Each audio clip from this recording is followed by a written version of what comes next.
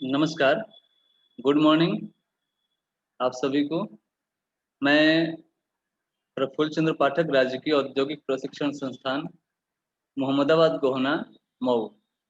व्यवसाय information communication technology system maintenance की पाठ्यचर्या पर अंकित बेसिक कॉन्सेप्ट ऑफ इलेक्ट्रिसिटी के बारे में आज हम लोग चर्चा करेंगे, जिसमें हम लोग पढ़ेंगे कि इलेक्ट्रिसिटी होता क्या है, क्या काम करता है, इसको कहाँ अनुभव किया जा सकता है। ये सारी बातें हम उस पर चर्चा करेंगे। इसमें कौन कौन से फैक्टर्स होते हैं। तो चलते हैं।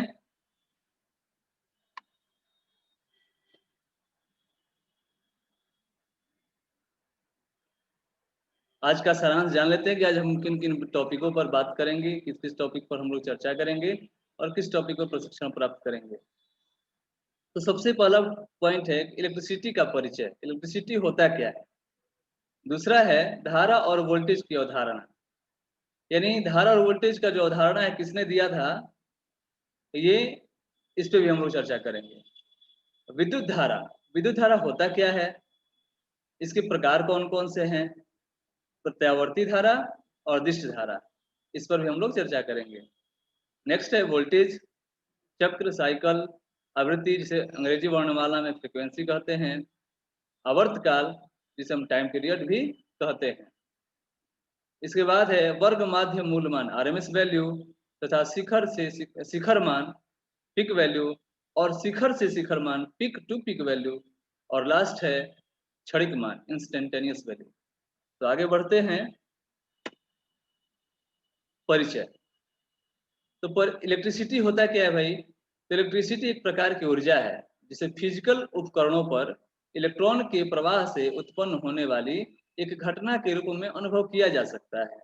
वर्तमान में घरेलू, इंडस्ट्रीज तथा कमर्शियल उपकरण इलेक्ट्रिसिटी द्वारा संचालित होते हैं। इसे हम इस प्रकार भी समझ सकते हैं कि जो हमारे घरेलू उपकरण हैं जैसे फ्रिज, कूलर, बल्ब, पंखा इत्यादि, ये सभी किससे चलते हैं, तो इलेक्ट्रिसिटी से चलते हैं, जिसे हम अनुभव कर, इन सभी माध्यम से हम अनुभव कर सकते हैं। आगे चलते हैं। धारा और वोल्टेज की अवधारणा। तो धारा क्या होती है, हम आम भाषा में इसे इलेक्ट्रॉनों के प्रवाह की दर को धारा कहते हैं।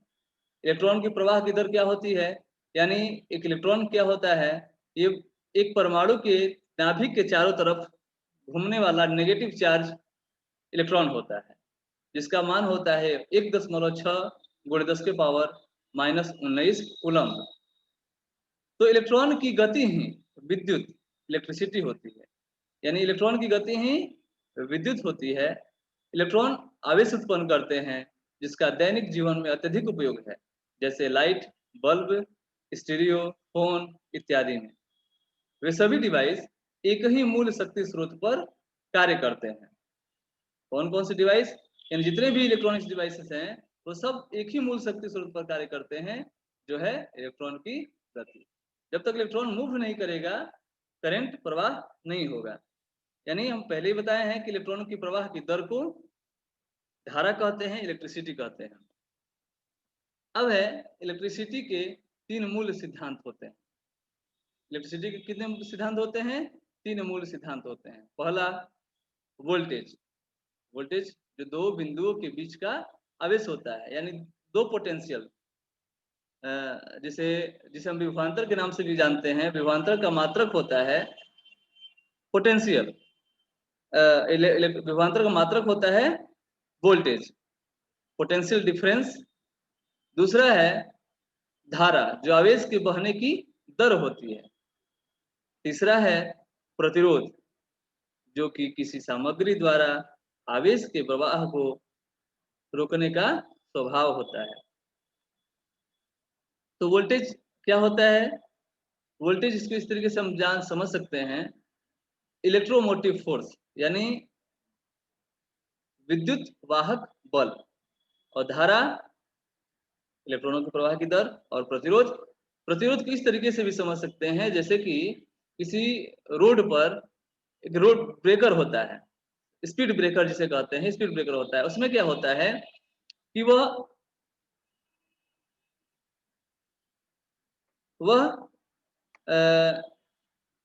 स्पीड, गाड़ियों की स्पीड को स्लो करने का काम करता है। जैसे कोई गाड़ी बहुत तेज जा रही है, स्पीड में जा रही हो, और कहीं विद्यालय हो जहाँ बच्चों की संख्या ज्यादा आती जाती हो, तो वहाँ पे क्या करते हैं, गाड़ी स्लो होकर के जाए ताकि बच्चों को कोई नुकसान न हो। तो इसलिए स्पीड ब्रेकर लगाया जाता है कि गाड़ी वहां से स्लो होकर जाए। इसी प्रकार इलेक्ट्रिसिटी में भी, इलेक्ट्रिसिटी सर्किट में भी प्रतिरोध का कार्य होता है। यानी जहाँ पे करंट की प्रवाह की दर हो, वहां पे वो धीरे धीरे होकर जाए। हमें जिस सर्किट में जिस प्रकार से जितनी मात्रा के कम स्लो होकर के धारा प्रवाहित की जानी चाहिए, हम उसी मान का प्रतिरोध लगाते हैं। प्रतिरोध क्या है? प्रति अवरोध। ठीक है, आगे बढ़ते हैं। धारा और वोल्टेज की अवधारणा। धारा और वोल्टेज की अवधारणा क्या है भाई?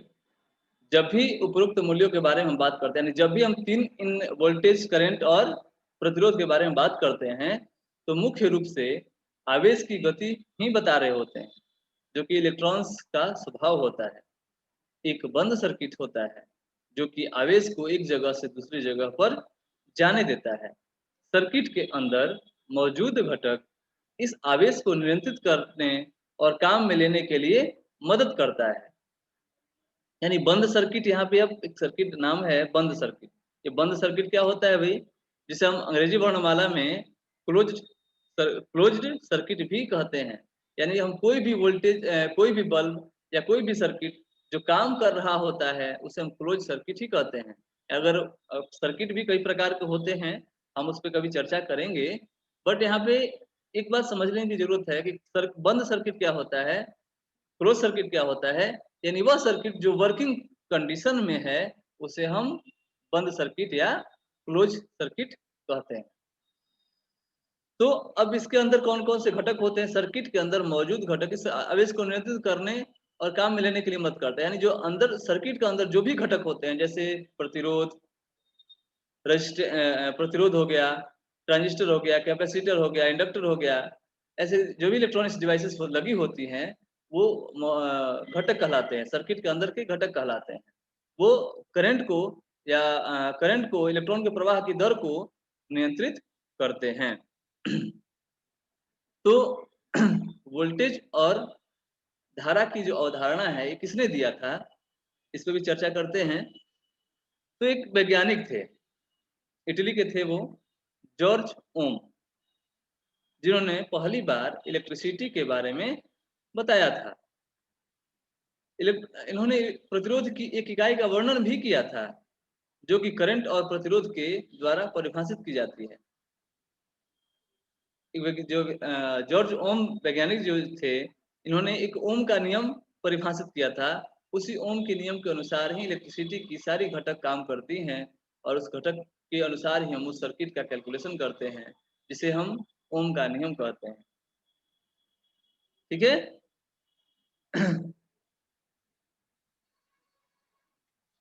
अब विद्युत धारा। विद्युत धारा क्या होती है? आवेश प्रवाह की दर को विद्युत धारा कहते हैं। अभी हम कब से पढ़ रहे थे, थोड़ा यहाँ पे बृहद तरीके से जानते हैं विद्युत धारा क्या होती है। आवेश प्रवाह की दर को विद्युत धारा कहते हैं, या यूं कहें तो इलेक्ट्रॉनों के प्रवाह को विद्युत धारा कहते हैं। किसी परिपथ में आवेश के प्रवाह की दर का मान उस परिपथ में समय के साथ विद्युत धारा के परिमाण को प्रदर्शित करता है। इसे आई से प्रदर्शित करते हैं, और इसका मात्रक कूलम्ब प्रति सेकंड या एम्पियर होता है।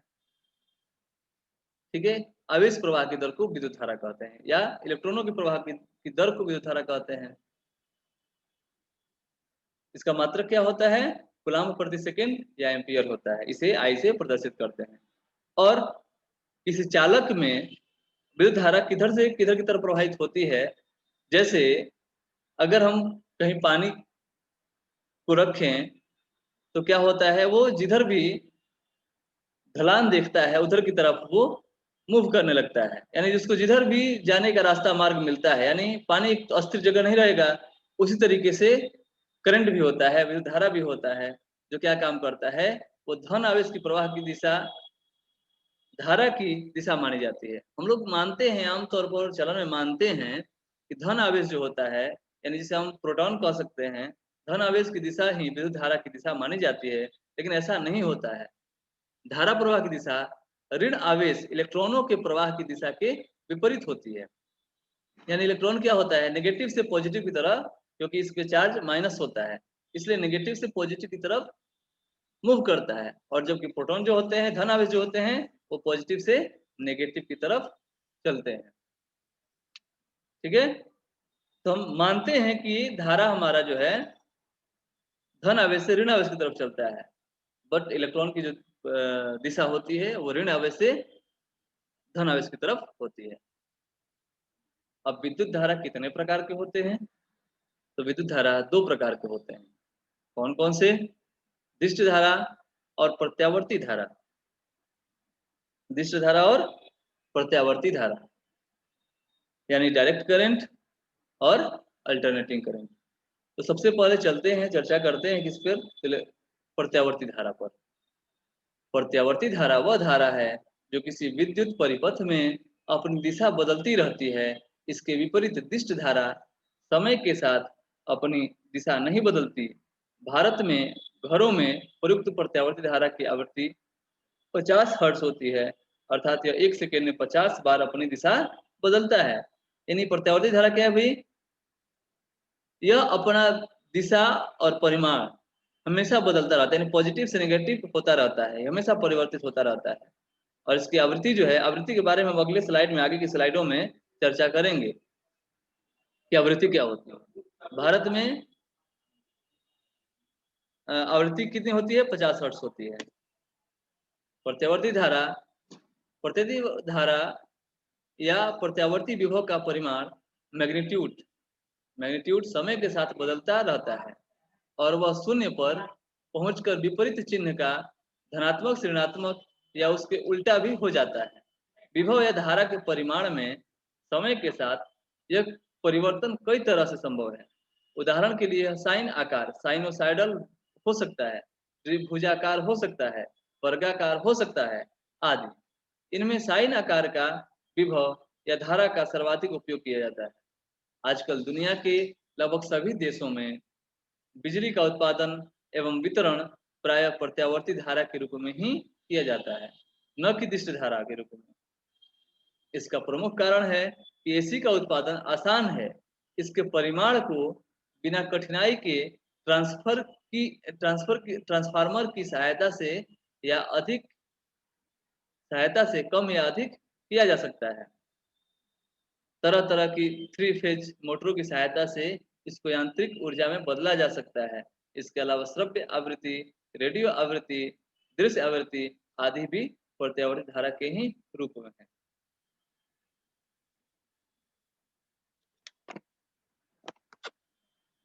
दिष्ट धारा, अब जानते हैं दिष्ट धारा। दिष्ट धारा क्या होता है भाई? तो वह धारा जिसमें समय के साथ धारा के मान में कोई परिवर्तन नहीं होता है, दिष्ट धारा कहलाती है। डीसी का वोल्टेज नियत रहता है तथा इसकी आवृत्ति का मान शून्य होता है। सेल एवं बैटरी से प्राप्त धारा दिष्ट धारा होती है। यानी आप हम लोग पढ़े होंगे सदिश राशि और अदिश राशि, तो उसमें हम पढ़ते थे कि जिसमें परिमाण और दिशा नियत रहती है, यानी परिवर्तित नहीं होती है, तो वही दिष्ट धारा है। जिसमें परिमाण और दिशा परिवर्तित नहीं होता है, इसलिए इसका मान डीसी का वोल्टेज नियत रहता है तथा इसकी आवृत्ति का मान भी शून्य होता है, क्योंकि इसमें फ्रीक्वेंसी होता ही नहीं, ये पॉजिटिव टू नेगेटिव मूव ही नहीं करता है, इसलिए इसमें फ्रीक्वेंसी होता ही नहीं, इसलिए इसे हम शून्य मानते हैं। और दिष्ट धारा हम किन किन जगह से प्राप्त कर सकते हैं, किन किन वस्तु से प्राप्त कर सकते हैं? तो सेल से हम दिष्ट धारा प्राप्त करते हैं और बैटरी से भी दिष्ट धारा प्राप्त करते हैं।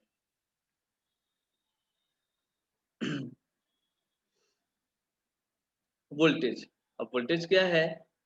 तो दो बिंदु के मध्य वोल्टेज के अंतर को विभवांतर कहते हैं। हमने पीछे भी चर्चा किया था पोटेंशियल डिफरेंस के बारे में। विभवांतर किसे कहते हैं? दो पोटेंशियल यानी दो विभव के बीच का अंतर होता है। जैसे हम कोई प्रतिरोध को ले लें, प्रतिरोध का नेगेटिव सिरा और सॉरी कोई डायोड ले लें या प्रतिरोध ले लें, उसके दोनों सिरों पे हम वोल्टेज को मापें तो क्या दिखाता है, उसके दोनों व्यूहों के बीच का अंतर ही बताता है। उसी अंतर को हम विभवांतर कहते हैं, उसी हम वोल्टेज में मापते हैं। एक सर्किट में दो पॉइंट के बीच की स्थिति ऊर्जा की मात्रा को वोल्टेज कहते हैं। यानी वो दो बिंदुओं के बीच में जो ऊर्जा उपस्थित है, स्थित है, उसे हम वोल्ट कहते हैं या वोल्टेज कहते हैं।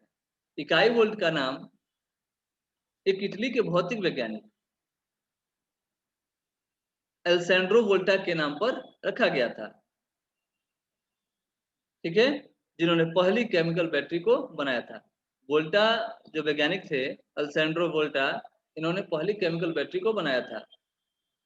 जिसे हम वोल्टेज को हम कैसे प्राप्त कर सकते हैं, किस फॉर्मूले से प्राप्त कर सकते हैं, तो वह है voltage equal to work upon coulomb. और किए गए कार्य को जूल में अथवा आवेश को कूलम्ब में मापा जाता है, इसलिए वोल्टेज का मात्रक जूल प्रति कूलम्ब या वोल्ट होता है। वोल्टेज को हम इस तरीके से भी समझ सकते हैं, जिसे हम वोल्टेज एक और का मात्रक होता है ईएमएफ, इलेक्ट्रोमोटिव फोर्स। यानी इलेक्ट्रॉन को मोशन देने का जो फोर्स होता है उसे हम ईएमएफ कहते हैं, और वो फोर्स जितना होता है, जितना फोर्स लगता है, उसे हम वोल्ट कहते हैं। उसका मात्रक जो होता है वोल्ट होता है। ईएमएफ का मात्रक, इलेक्ट्रोमोटिव फोर्स का मात्रक वोल्ट होता है। तो वोल्ट क्या है भाई, एक तरीके से फोर्स भी है। अगर हम आम बोलचाल की भाषा में समझें तो इस तरीके से समझ सकते हैं, जैसे कोई पाइप हो, हम उसको टोटी में बांधते हैं कहीं पानी ले जाने के लिए, तो पानी कैसे मूव करता है एक जगह से दूसरी जगह, क्योंकि जो फोर्स होता है वो क्या काम करता है, जब जब वस्तु कोई भी जहां भी पड़ी रहे, बल क्या कहता है कि जो वस्तु जहां भी पड़ी हो तो वहीं पर पड़ी रहेगी जब तक उस पर कोई बाहरी कार्य न करे। तो इसी तरीके से जब वो पानी हम नल चालू करते हैं तो टंकी सा पे जो प्रेशर पड़ता है, जो एयर प्रेशर पड़ता है, वही प्रेशर उसको दूर तक ले जाने का काम करता है, उसको ले जाने का दूर तक काम करता है। तो वही जो प्रेशर होता है पानी को एक जगह से दूसरी जगह ले जाने का, उसी को हम वोल्ट कहेंगे। अब चक्र, साइकिल, साइकिल क्या है भाई, तो प्रत्यावर्ती धारा की दिशा और मान के एक पूर्ण ज्यावक्रिय परिवर्तन को चक्र कहते हैं। ऊपरी भाग को धनात्मक चक्र तथा नीचे वाले भाग को ऋणात्मक चक्र कहते हैं। ये जो प्रत्यावर्ती धारा की दिशा है, जिसे साइनोसाइडल वेव कहते हैं, इस चित्र में आप देख सकते हैं यहाँ पे, ये जो ब्लू कलर में दिखाई दे रहा है ये अर्ध साइकिल पॉजिटिव का, और रेड वाला negative cycle, negative half cycle जो दिखाई दे रहा है ये नेगेटिव का। तो ये जो पॉजिटिव और नेगेटिव यहाँ से लेकर के यहाँ तक ये जो मूव करके पूरा पुनः वापिस आ जाता है, इसी को हम कहते हैं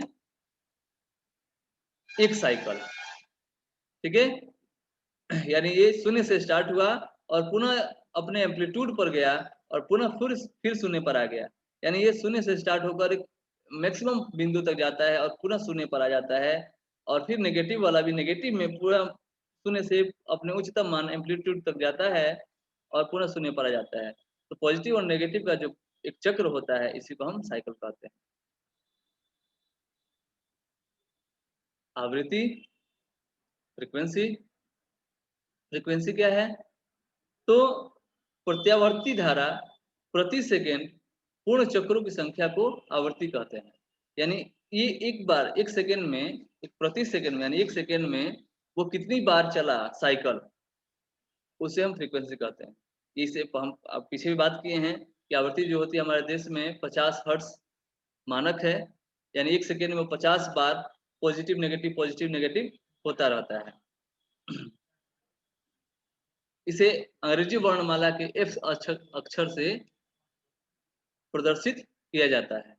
इसका मापन आवृत्ति मापी द्वारा किया जाता है। इसका मापन आवृत्ति मापी द्वारा किया जाता है। आवृत्ति आवर्त काल के व्युत्क्रमानुपाती होती है। ये बहुत ध्यान देने की बात है, ये ऑब्जेक्टिव क्वेश्चन एग्जामिनेशन में आते हैं। आवृत्ति क्या होता है, आवर्त काल यानी टाइम पीरियड के जस्ट अपोजिट होता है, यानी 1/t होता है। इसका मात्रक चक्र प्रति सेकेंड अथवा हर्ट्ज होता है। आवृत्ति का मात्रक क्या है, साइकिल प्रति सेकंड या हर्ट्ज होता है। इसका फॉर्मूला क्या है? F equal to 1/T। आप यहाँ चित्र में देख सकते हैं, ये 2 साइकिल यानी 2 साइकिल मूव किया है, तो इसे हम 2 फ्रीक्वेंसी कह सकते हैं। नेक्स्ट है आवर्तकाल। आवर्तकाल, टाइम पीरियड। प्रत्यावर्ती धारा में एक चक्र का पूर्ण होने में लगा समय आवर्तकाल कहलाता है। यानी जो हमने अभी पीछे पढ़ाई किया था, अब प्रत्यावर्ती धारा का साइकिल, तो वह एक साइकिल जितना पूर्ण करता है और वो जो जितना जितना समय लेता है, उस समय को हम टाइम पीरियड या आवर्तकाल कहते हैं। इसे टी से दर्शाया जाता है, यानी अंग्रेजी वर्णमाला का जो टी अक्षर है, उसे हम उसी से दर्शाते हैं, टी से दर्शाते हैं। इसका मात्रक सेकंड होता है, यानी आवर्तकाल का मात्रक क्या है? सेकंड, यानी टी इक्वल टू 1/f, यानी फॉर्मूला है यहाँ पे T equal to 1/f। Time period equal to, यानी ये फ्रीक्वेंसी जो है, फ्रीक्वेंसी का व्युत्क्रमानुपाती होता है। ठीक है, अब यहाँ पे चित्र में देख सकते हैं, ये जो ग्रीन का ये मैक्सिमम पॉइंट गया यहाँ से यहाँ तक, फिर एक साइकिल यहाँ से लेकर के यहाँ तक चलने में जो समय लगा, ये क्या, यानी 0 से लेकर 180, फिर 180 से लेकर 360 तक, ये दोनों पूरा साइकिल करने में जो समय लगा, इसे हम आवर्तकाल या टाइम पीरियड कहते हैं। नेक्स्ट है वर्ग माध्य मूलमान, RMS वैल्यू। तो एसी का RMS मान उस मान के समान होता है जो किसी सर्किट में दिए गए समय में उतनी ही ऊष्मा ऊर्जा उत्पन्न करे जितनी कि उसी सर्किट में उतनी ही समय के लिए डीसी देने पर उत्पन्न होती है। इसे प्रभावकारी या आभासी मान भी कहते हैं। किसी एसी वोल्टेज या करंट का RMS मान उसके कुल मान का 0.707 गुणा होता है। तो RMS मान जो होता है, वोल्टेज का मैक्सिमम मान या करंट का मैक्सिमम मान, इस दोनों का गुणा 707 से करते हैं तो RMS मान हम प्राप्त कर लेते हैं। इसे हम प्रभावकारी या आभासी मान भी कहते हैं।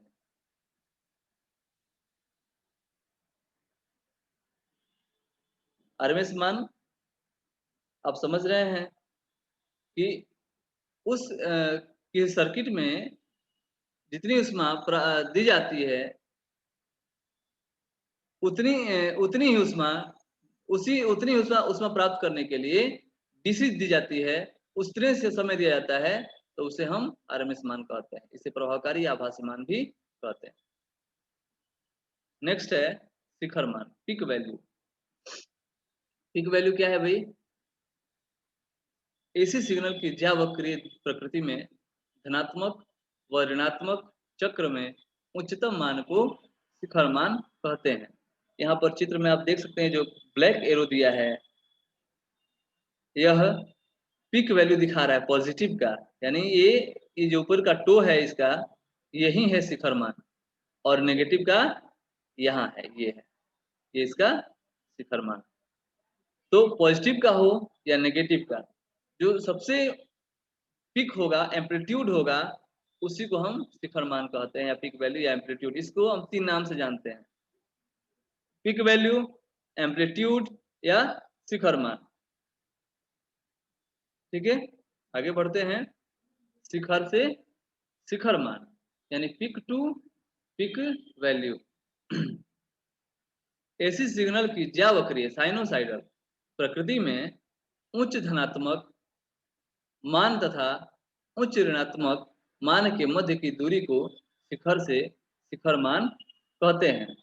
यानी एसी सिग्नल की जो ज्यावक्रीय है, साइनोसाइडल वेव, जो यहाँ चित्र में आप देख रहे हैं, यहाँ पे ग्रीन कलर में, ये 0 से चल करके 360 डिग्री तक चलने में जो समय लगता है, और जो मैक्सिमम पॉइंट होता है, यहाँ पे देख सकते हैं आप, तो यही इसका क्या है, पीक टू पीक वैल्यू है। यानी ये पॉजिटिव का और ये नेगेटिव का, इन दोनों का जो अंतर होता है, उसी को हम पीक वैल्यू कहते हैं। अब है क्षणिक मान, इंस्टेंटेनियस वैल्यू। एसी सिग्नल की ज्यावक्रिय प्रकृति में किसी नियत समय पर लिए गए मान को उस सिग्नल का क्षणिक मान कहते हैं। यानी यहाँ पे अब देख सकते हैं कि कह रहा है एसी सिग्नल की ज्यावक्रिय प्रकृति में किसी नियत समय पर एक कोई कांस्टेंट टाइम हो, उस कांस्टेंट टाइम पर जो मान हम लेते हैं एसी साइकिल का, यानी ज्यावक्रिय का, उस सिग्नल का क्षणिक मान कहते हैं, यानी इंस्टेंट वैल्यू कहेंगे उसको, वही इंस्टेंटेनियस वैल्यू। तो आज हम लोग पढ़े एसी के बेसिक कॉन्सेप्ट के बारे में, यानी इलेक्ट्रिसिटी का बेसिक कांस्टेंट, उसका परिचय क्या है, उसका अवधारणा क्या है, और वोल्टेज क्या है, करंट क्या है, ये सारी चीजें पढ़ें। अब ये हम आप लोग इसे इस दो बुक से लेकर पढ़ सकते हैं। इस दो बुक में या अन्य भी बुक हैं तो आप इसको पढ़ सकते हैं। यही पहला बुक है ICTSM, जो एनके पब्लिकेशन का थ्योरी है, उससे प्राप्त कर सकते हैं, और बेसिक इलेक्ट्रॉनिक्स थ्योरी से भी इसको लर्न कर सकते हैं। धन्यवाद।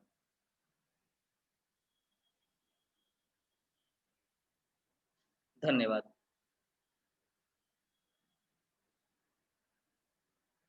भविष्य में भी आप इससे आपको बहुत फायदा करेगा। आप और इसे पढ़ सकते हैं, आगे इससे और लर्निंग कर सकते हैं।